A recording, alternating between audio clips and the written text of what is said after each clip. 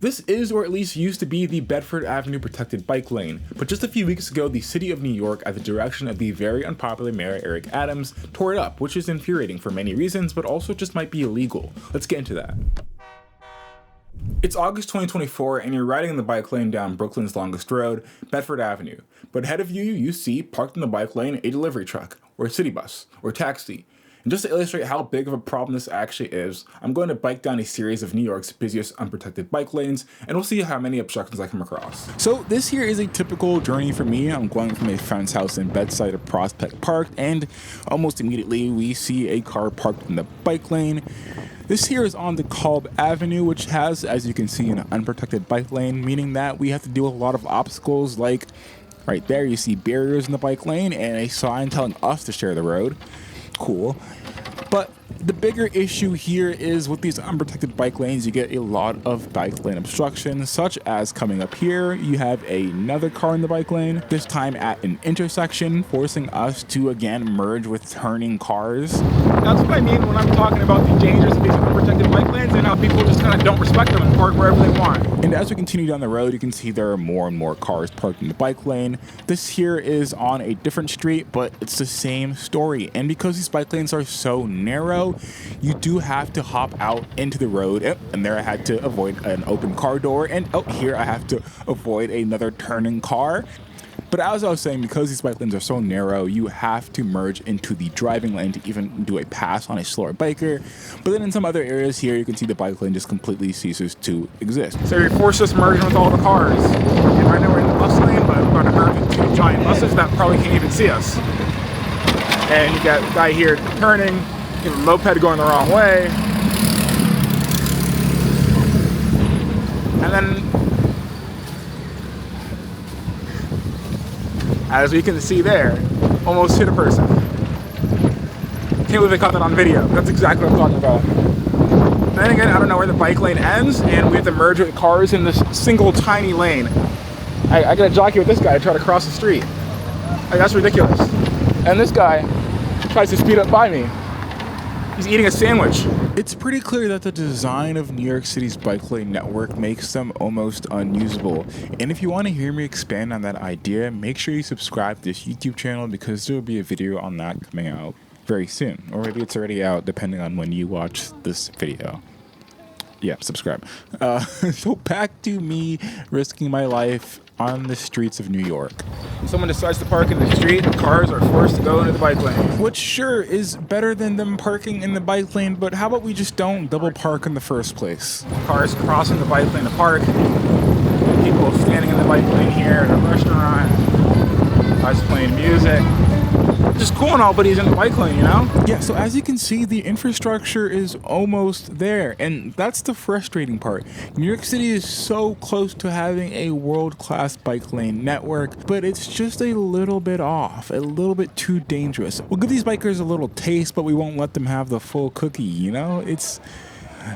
So you encounter one of these many possible bike lane obstructions. What do? You can't go around left because the cars are too close, and you of course can't continue straight because of the aforementioned obstacle. You can't hop on the sidewalk because not only is that dangerous for pedestrians, it's illegal. And you can't just wait for the obstacle to move because, who knows, that could take hours. And New York City is not known for enforcing double parking violations. So you really only have one option remaining. Merge into the main road with the cars flying by at over 25 miles an hour. Doesn't sound very safe, and the city of New York knew this. So in September of 2024, they released a statement announcing that construction was to begin on a redesign of Bedford Avenue to include a protected bike lane and pedestrian island for safer crossing. In the very first paragraph of their press release, the city cited how its own internal studies had showed similar redesigns had led to a 15% decline in crashes with injuries, and 2 paragraphs later, the city reminded us that this stretch of Bedford Avenue was a Vision Zero priority corridor, meaning the area was known for speeding and pedestrian fatalities and was one of their targeted areas to slow down traffic and save lives. Even though the proposed plan was more of a road meal plan than a true road diet,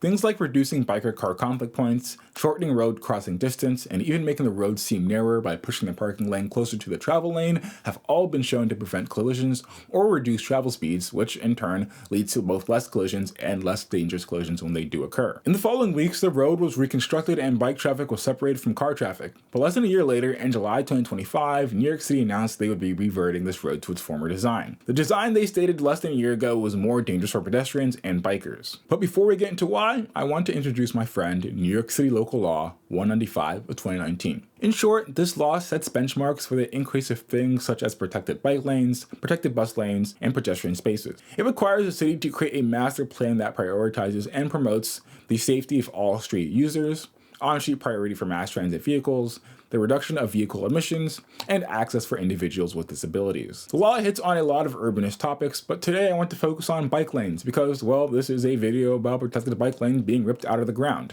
The law requires an increase of at least 50 miles of protected bike lanes to be included in each year of the master plan, and states that all benchmarks should be achieved no later than December 31st of the final year of such plan. Well, in 2024, the city missed the mark, only installing 29.3 miles of protected bike lanes. They also missed the mark in 2023, only installing 31.9 miles, and they also missed the mark in 2022, only installing 26.3 miles. So, in my opinion, being more than 40 miles under the 5-year legal benchmark just 3 years in, the last thing you should be doing is removing protected bike lanes, an action which does not prioritize or promote the safety of all street users, according to the data the city cited in their own press release announcing the construction of a protected bike lane on Bedford Avenue. And that's not even the only law Mayor Adams may have broken.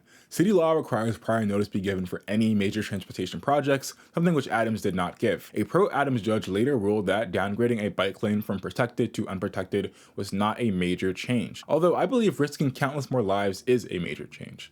However, this decision does set the precedent that changing the protected or unprotected status of a bike lane is not a major change, and therefore means the opposite should also be possible. And hopefully with a mayor that actually cares about the safety of all of their citizens, they can take advantage of this and upgrade a lot of bike lanes to a protected status. But to get back on track, if the city is required to build more protected bike lanes and they aren't even hitting their legally required benchmarks, why are they tearing up bike lanes? It's because of this thing called corruption. The current mayor of New York City, Eric Adams, is undoubtedly the most corrupt mayor in recent history.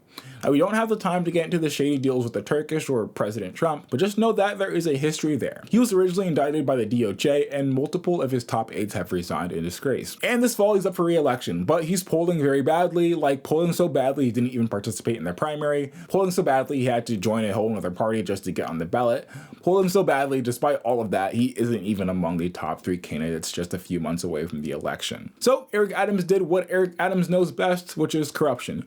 It's been known for a while members of the Hasidic community on this stretch of Bedford Avenue have not wanted a bike lane for reasons ranging from child safety to blatant sexism. Desperate for any vote he can get in the upcoming election, Adams unilaterally granted them their desire. And if the pandering wasn't obvious enough, Adams isn't running in the election as a member of the Democratic Party as he did 4 years ago.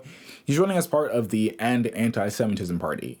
You cannot make this stuff up. When the protected bike lane and pedestrian islands were put in, total injuries in the stretch between DeKalb and Flushing Avenues went down a whopping 47%. The mayor of New York City has intentionally endangered the lives of New Yorkers to try and gain a few more votes from a single demographic in an election he is not going to win. The city identified a problem, fixed it, and are now undoing it because the kid didn't look both ways before they crossed the street. Imagine if that happened every time a pedestrian got hit by a car. Oh, this isn't safe. I guess we'll have to tear up this road.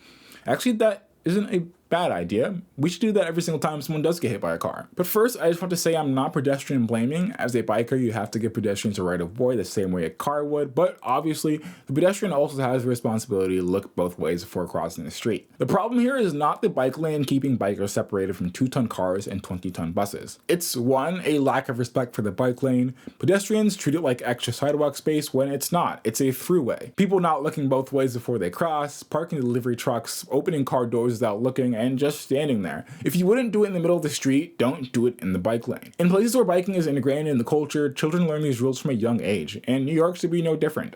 Biking is exploding in popularity here, and the city is laid out perfectly for it. It's about time the infrastructure and the education caught up. The fact that pedestrians either aren't educated or don't care about biker safety shouldn't mean that the bikers are punished, or that the bikers are put in harm's way. That doesn't seem fair. The even sadder thing is the New York City Department of Transportation knew about this issue and were working on a solution to fix it without removing the protected bike lane. In June of 2025, a month before the bike lane was announced to be removed, the DOT released a memo explaining the issues surrounding the area and the possible next steps. The memo included 3 diagrams of potential redesigns, all of which kept the protected bike lane in place. They each added school bus loading zones, improving visibility, and reminding pedestrians to look for bikes and bikers to yield to pedestrians. They each allowed for school buses to completely block block the bike lane to ensure bikers wouldn't run the stop sign, which I am 100% for. The only downsides of this plan were that we'd lose a few parking spaces and maybe drivers would park in these loading zones. But one $300 fine later, I think drivers would stop doing that. That's about the same fine you'd pay for running a stop sign on a school bus, and both situations are literally putting children in danger. Just to clarify, the city had implemented part-time loading zones at these locations, but I think if the city upgraded them to full-time, it'd be a lot easier to enforce parking violations, and thus a lot easier for the community to realize that these are not parking spaces. I think sacrificing the comfort of 5 drivers, yes, only 5 drivers, the whole length of this bus's loading zone is only about 5 parallel parking spaces, is worth the lives and safety of thousands of New Yorkers. Even though this memo mentioned the fact that the city could potentially face legal consequences for reverting to a known less safe design, Mayor Adams did it anyways. Our current mayor is using taxpayer money to make our streets less safe. Make that make sense.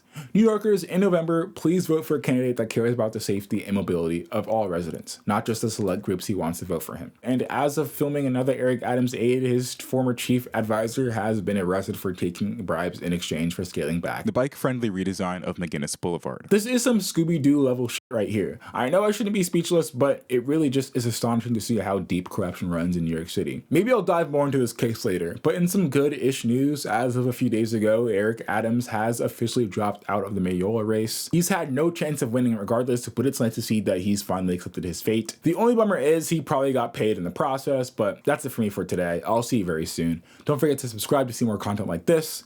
Goodbye.